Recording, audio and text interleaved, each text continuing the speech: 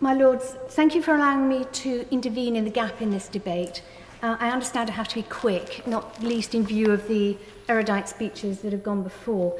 I should like to thank the government actually for adding to my general knowledge, because until a week ago I didn't know what metadata was and I cared even less, and now I do know what it is and I care very much.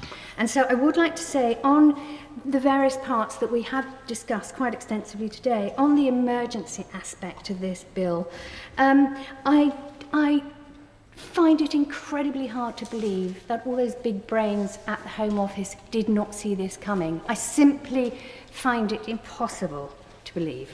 And I don't understand why this is an emergency, and I think there are hundreds of thousands of people outside this house who don't either.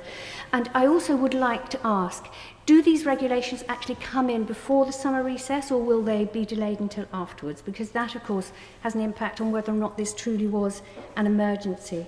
On extraterritoriality, the powers seem to have been implied, but they were implicit rather than explicit. And so for me, this is an expansion of powers and therefore should have had a proper consultation.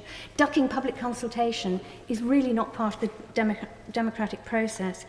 I mean, we hear again and again that this is being done to protect us, but security services and the police will always ask for greater powers, for more weapons, so that they can do their job properly. And it's for us politicians to actually decide whether or not that's appropriate and whether it's in fact for the common good and for the public good. And I would argue here it isn't. On the sunset clause, some of the clauses from the other house were accepted, and I'm very pleased about that. But the one on bringing the sunset clause forward to 2014, I think that was an opportunity missed, because quite honestly, if we're not having a proper debate now, having it as soon as possible and ignoring the political timetable, I think would have been a good way forward. And again, others have said it's very easy to encroach on civil liberties, and it's for us to decide where national security and civil liberties, where that line is between them. And I feel again and again it's easy to be pushed into things through fear rather than for sensible reasons of national security. I do not support the second reading of this bill.